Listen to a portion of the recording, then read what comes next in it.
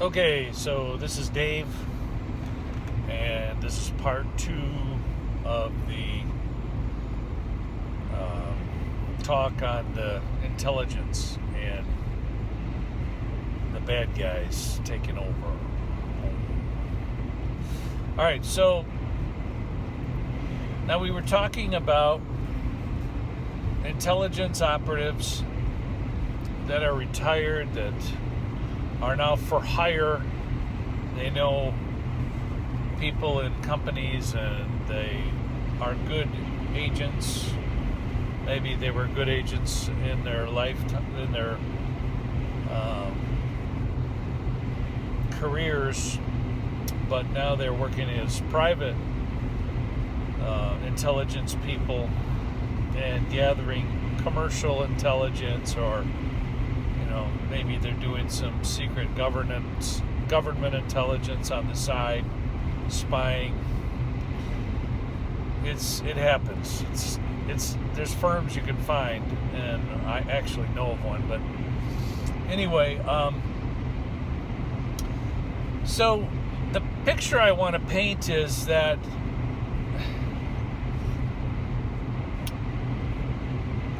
the dynamic of working and infiltrating companies and organizations, government organizations,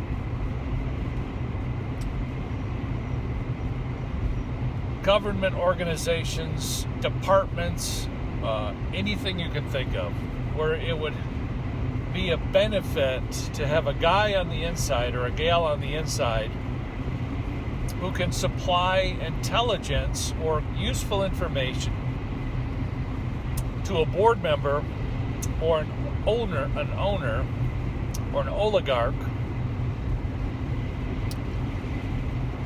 That's a rich guy or a rich family, so they can manipulate markets and make more money. Intelligence is huge. Intelligence it's the thing. So my gut in my mind is telling me that intelligence operatives are so prevalent in their usefulness to oligarchs and multinational corporate board members who have a broad vision across many different governments.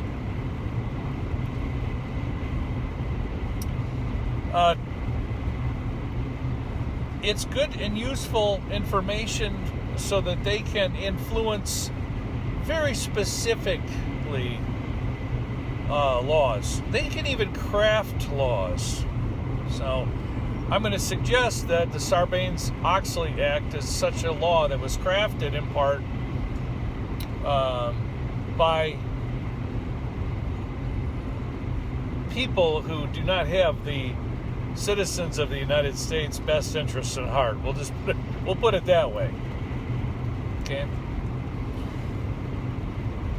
So I'm just going to use that one as an example because right now I can see that it's probably one of the biggest insidious contributing factors to our major national problem in this wealth gap that we're facing now. So,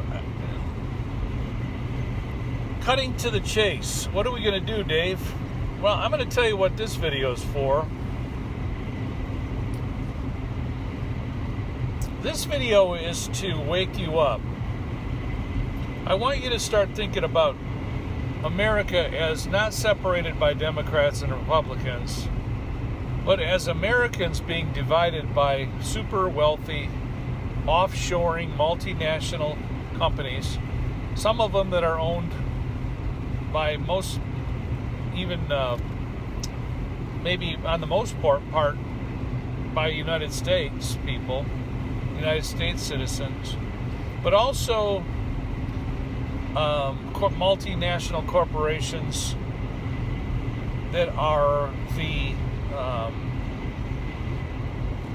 where the oligarchs, where the bad guys hide their wealth. In shells, within a shell, within a shell, within a shell. Corporations that, and financial products that are so hard to track and difficult to govern, which is why they go offshore, by the way, for deregulation, so they're not watched. They can get away with a lot of things. Shipping, trafficking, without government oversight is a recipe for bad guys. Now, I'm going to tie this together with just the common people of the United States, and this is where you're going to get upset with me. When I go onto the stock market and I buy a stock product, and I don't know that stock is not tied somehow with one of these colluding oligopolies and their multinational layered corporations and their criminal or at least unregulated and illegal financial products to hide it. I want you to ask yourself a question. Because you don't know that you just bought that stock and it was attached to blood money, does that make you innocent? As of right now, not anymore. Now you're going to take another look, aren't you? You're going to want to go, "Oh, Dave, you're insane." Yeah, okay. You're crazy, Dave. There's no bad guys, Dave. I just want more. That's why I listen to the Motley Fool. That's why I listen to Sergeant Mark when he says, "Look at all this money I made last week. See all this table full of checks, $65,000? Guys, right now, those bad guys have gotten so good at making it appear to be okay that even our stock products that are associated with our normal trading are, I would say, mostly in some part attached to blood money and criminal activity. Now, if that doesn't get you angry, you're not American, okay? You're not brave, you're not free, and you don't have any moral courage. All right? The rest of this is we're going to go to part 3, all right? I set the stage for the ask and the real reason that I'm making this video. And I am going to do it in the next section, okay? Here we go.